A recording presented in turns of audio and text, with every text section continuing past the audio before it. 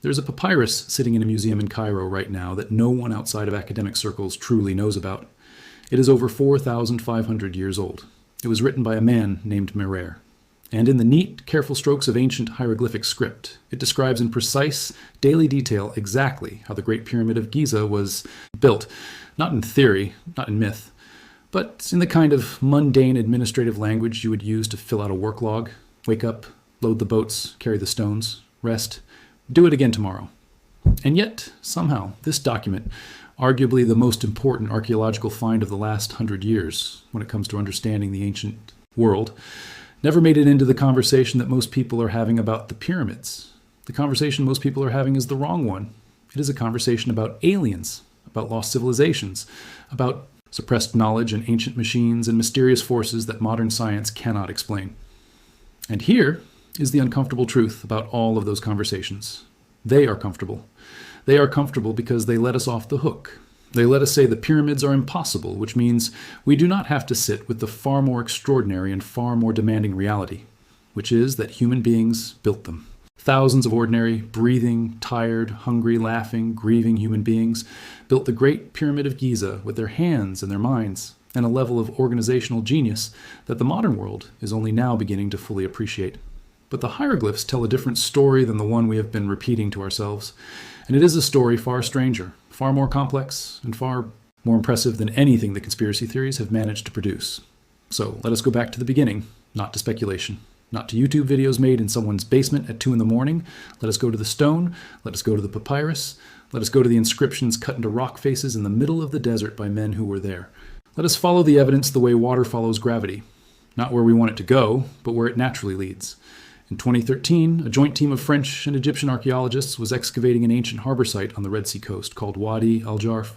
This was no ordinary dig. Wadi al-Jarf is one of the oldest harbor facilities ever discovered anywhere in the world. And the team was working their way through a series of man-made caves carved directly into the coastline, long storage galleries once used to shelter wooden boats during the months when the sea was too rough for sailing.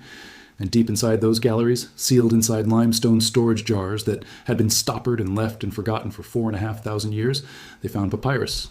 Hundreds of fragments of papyrus. Some were only a few inches across. Others were almost 3 feet long, still rolled tight exactly the way they had been placed there more than 4 millennia ago.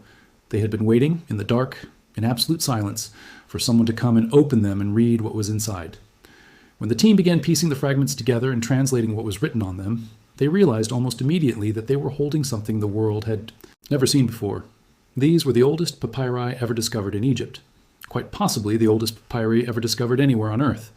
And they were the daily work logs of a man named Merer, a middle-ranking official with the title of inspector, who commanded a crew of about 200 workers during the final phase of construction of the Great Pyramid of Khufu at Giza. Every entry is written in cursive hieroglyphs, in the rapid, no-nonsense handwriting of someone who has a great deal to record and very little time to be poetic about it. And what those entries describe is a construction operation of breathtaking logistical complexity and precision. Merer kept his records in a 2-column daily timetable, half-day increments, morning shift and afternoon shift. He noted where his team slept each night, what provisions they received, where they traveled, and exactly what they moved and how far they moved it. And the system he describes is not what most people imagine when they close their eyes and picture pyramid construction. It is not thousands of desperate men dragging stone blocks across open desert under a merciless sun. It is a sophisticated, multi-layered network of waterways, purpose-built canals, river harbors, organized logistics chains, and a supply operation that stretched hundreds of miles across the entire length of the country. It looks, in the language of our own time, less like a construction site and more like a modern port operation. Here is what Merer records in those half-day entries. His team would board their boats at the harbor at the pyramid site. They would sail south along the Nile to the limestone quarries at Tura, on the eastern bank of the river directly across from Giza. There they would spend the day, working alongside the quarry teams, loading white limestone blocks onto the hull of their boat, the fine-grained casing stone that would eventually give the completed Great Pyramid its smooth, blinding white exterior, gleaming in the Egyptian sun and visible for dozens of miles across the flat desert. Then they would sail back north to Giza. The round trip took between 2 and 3 days depending on the river current, the wind, and how heavily the boat was loaded. When they arrived back at the pyramid site, the limestone blocks were offloaded from the boats directly into a canal system that the Egyptians had dug to bring stone right to the base of the construction. Merer records this cycle. Sail south, Load, sail north, unload, repeat. Again and again across the months he was stationed at Giza, with a regularity and routine that tells you this operation had been running like this for a very long time. What this reveals is something fundamental about how the Egyptians actually thought about engineering. The pyramids were not built by brute force alone. They were not built by throwing unlimited human bodies at an impossible problem and accepting that many of those bodies would be broken in the process. They were built by working intelligently with the natural resources and the geography of the land. The Nile was not merely a scenic backdrop to the construction, it was the primary machine. It was the highway and the crane and the conveyor belt all functioning simultaneously. The ancient Egyptians had grasped something that most of the ancient world would take centuries longer to fully understand. Water can carry what muscle cannot. A 2-ton block of limestone floating in the wooden hull of a river barge requires a fraction of the energy to transport compared to that same block being dragged across sand on a wooden sledge by a team of exhausted men. The Egyptians were not, as the ancient astronaut theorists would have you believe, working beyond the limits of human understanding. They were working at the very edge of human intelligence, maximizing every natural advantage their environment offered them. And Merer's diary does something beyond describing the logistics. It does something that is perhaps even more important for our understanding of who these people were. It gives us names, and names are how the past becomes human rather than merely historical. Among the names Merer records is that of a man called Ankhaf, the half-brother of Pharaoh Khufu himself, who held the administrative title of Director of Roche Khufu, the head of all the king's construction works. For the very first time in the history of Egyptology, archaeologists had a direct contemporary written document confirming exactly who was overseeing the construction of the Great Pyramid, not a legend, not a later account written by Herodotus or some other Greek traveler who visited Egypt 2,000 years after the pyramid was finished and reported what the locals told him. A logbook written by a man who was physically at the construction site, who reported directly to Ankhaf, who received orders from him during the very years the pyramid was being completed. It is the closest thing to a first-hand eyewitness account that archaeology has ever produced for the construction of any monument of the ancient world. Mark Leaner, who has spent more than 40 years working at Giza and who has mapped the entire plateau with a level of archaeological precision that very few living people can match, called the discovery of Merer's diary as close as he is ever likely to get to time traveling back to the age of the pyramid builders. And that description captures something true, because when you actually sit with those entries, when you follow the rhythm of Merer's days, the loading and unloading, the sailing and the waiting, the routine fatigue of a man doing a demanding job with competence and without drama, the ancient world stops being a distant spectacle. It becomes immediate. It becomes recognizable. It becomes the story of people exactly like us, dealing with weather and supply problems and tired crew members and administrative paperwork in service of a project so large it took a generation to complete.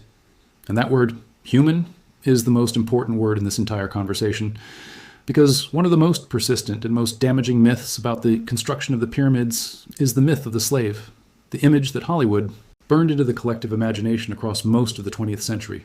Enormous columns of enslaved people whipped across scorching sand, building a monument to a tyrant's vanity under conditions of savage brutality, their lives considered disposable, and their suffering irrelevant to the final product. Cecil B. DeMille gave us that image in 1956, and it lodged itself so deeply in the cultural memory that, for most people, it still feels like documented history. The hieroglyphs say otherwise. In addition to Merer's papyrus, archaeologists excavating near the plateau at Giza have uncovered the tombs of the pyramid builders themselves, the actual workers, buried in the shadow of the structure they spent their lives constructing with a degree of care, ceremony, and personal dignity that demolishes the slave narrative completely. Zahi Hawass, the Egyptian Egyptologist, who has led the most significant excavations at Giza over the past several decades, has pointed to these tombs as the most powerful evidence available. His argument is simple and unanswerable. Slaves are not buried near the monuments of the kings they served.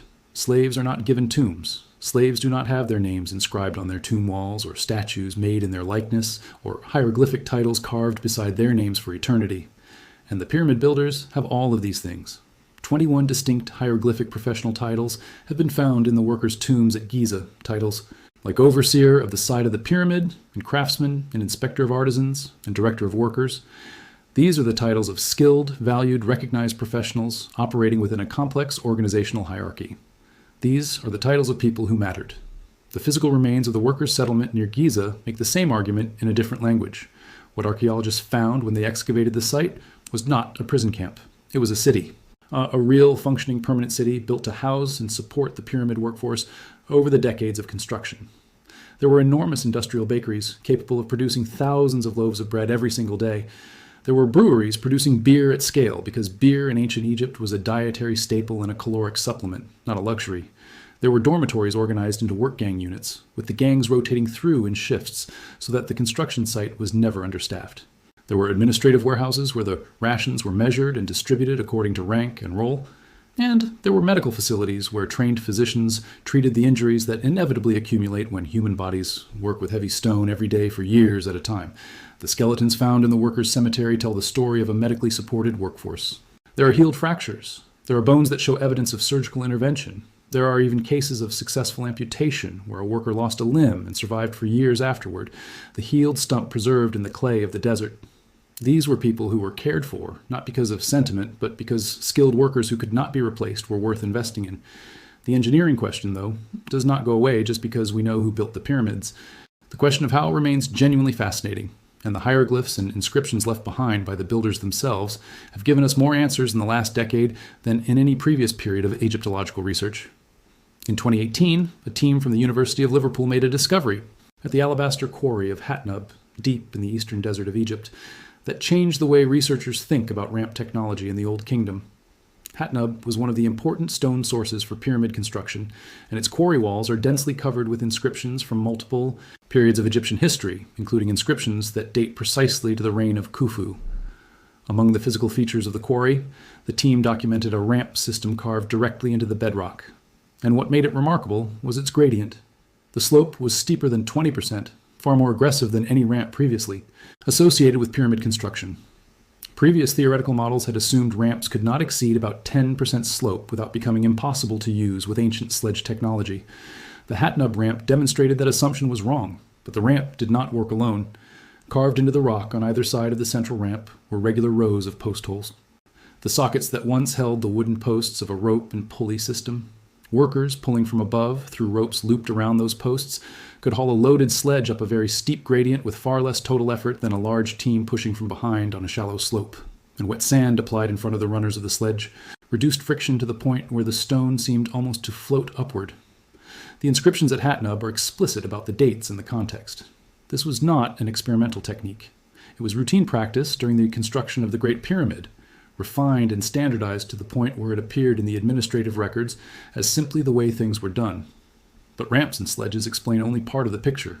The more profound engineering question has always been the question of the stone's journey before it even reached the pyramid. The problem of quarrying and transport at a scale that would challenge any civilization at any point in history. And the most illuminating recent discovery on this question did not come from a dig at all. It came from a satellite. A study published in 2024 in the scientific journal Communications, Earth, and Environment used satellite imaging technology combined with deep sediment core analysis to reconstruct the hydrological geography of the Nile Valley as it existed during the Old Kingdom roughly 4,500 years ago. What the researchers found was a river that no longer exists, a branch of the Nile, just 64 kilometers long and wide enough to carry the largest cargo boats of the ancient world, and that once flowed directly along the western edge of the desert plateau where the pyramids now stand. They named it the Ahramat branch, from the Arabic word for pyramids, and when they mapped its ancient course against the positions of the pyramid complexes built during the Old Kingdom, the alignment was striking. 31 pyramids, 31 ancient construction sites, all of them positioned within practical reach of this single river branch that has been dry and buried and invisible for more than 3,000 years. This is the discovery that makes the pyramid's location suddenly make sense.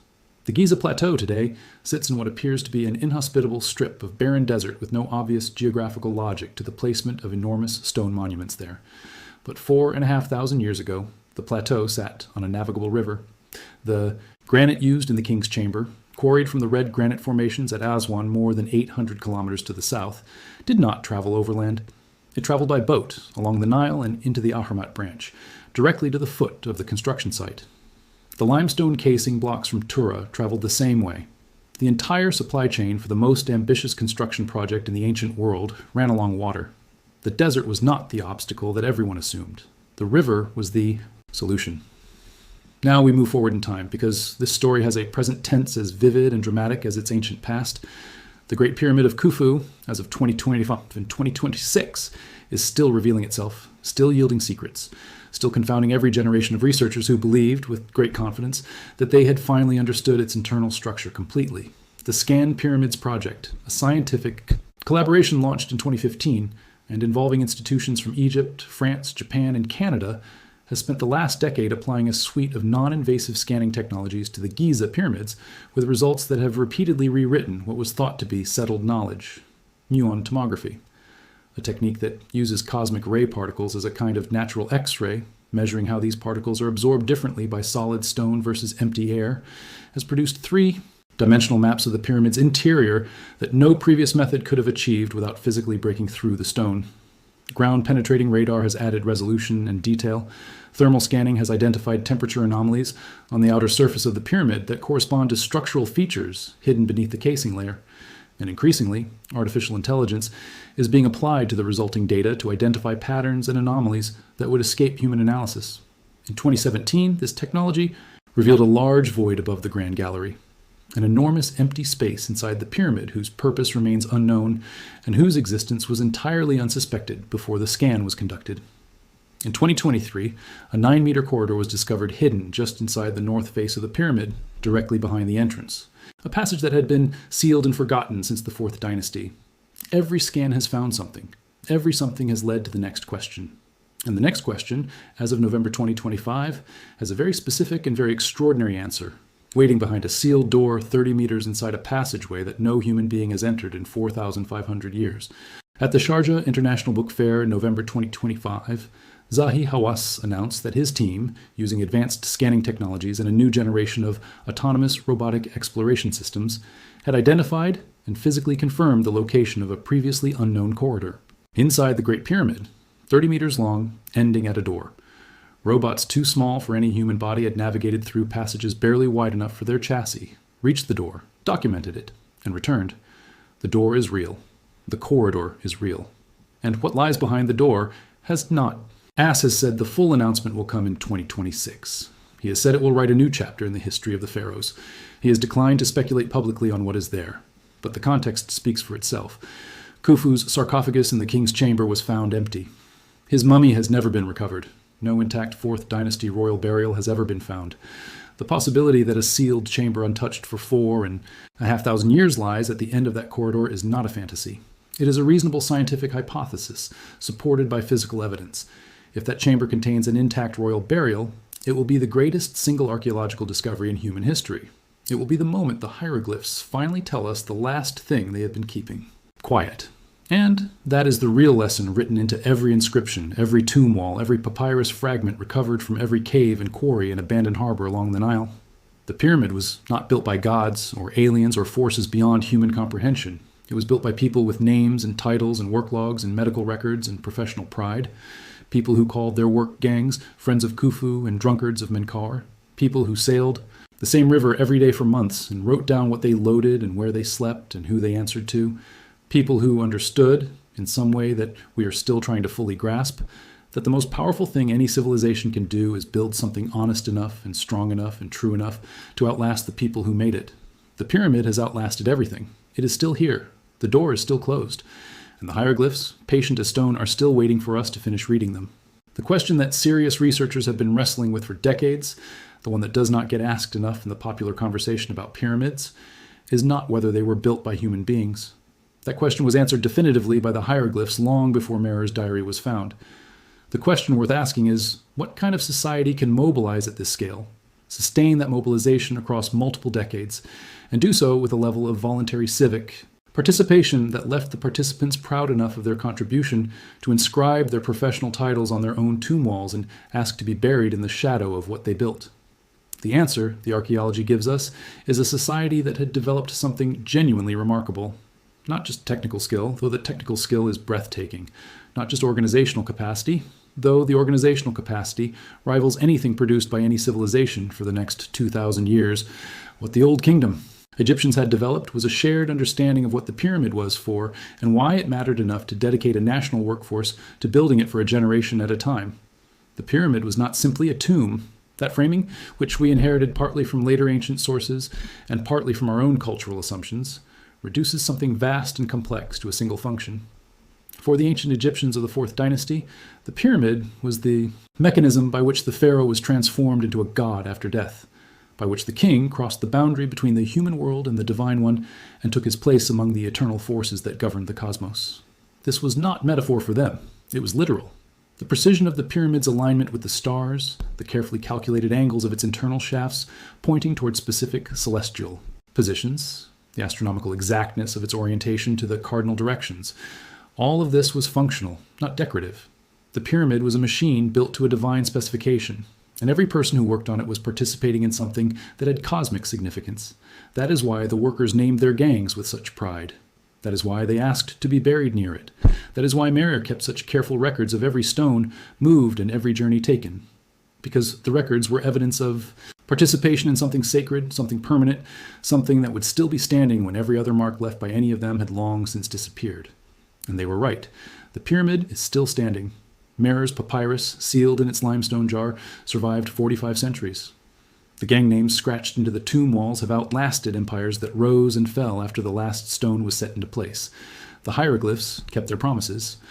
What we are living through right now, in 2025, in 2026, in this extraordinary moment when technology has given us the ability to see inside stone without touching it, to read rivers that dried up 3,000 years ago, to send robots into corridors too narrow for any human body, is the moment when those promises are finally being fully received. The Merer Papyrus was the first act. The workers' tombs were the second. The Hatnab Ramp inscription was the third. The Ahrimat branch discovery was the fourth. And the 30-meter corridor with the sealed door waiting in the darkness of the Great Pyramid is the fifth, and it may be the greatest. Every generation of Egyptologists has believed, with reasonable confidence, that they were living in the era when the pyramids had finally given up their major secrets. The scholars of the 19th century mapped the exterior and measured the interior, and felt certain they understood the structure. The scholars of the early 20th century excavated the workers' cemeteries and refined the chronology and felt certain they understood the builders. The scholars of the late 20th century applied the first generation of scanning technologies and found the initial anomalies and felt certain they were close to the final answers.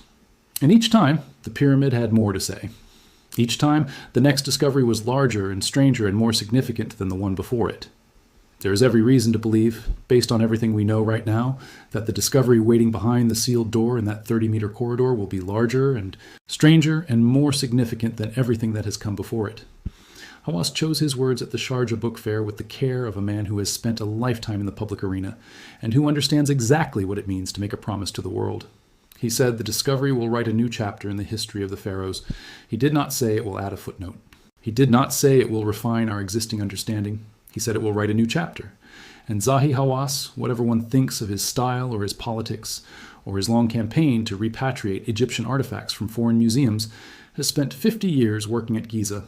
When he says the word new, he means it. So this is where we are. The hieroglyphs were always here. The papyrus was always in its limestone jar in the cave at Wadi el-Jarf. The door is still waiting. And so are we, now.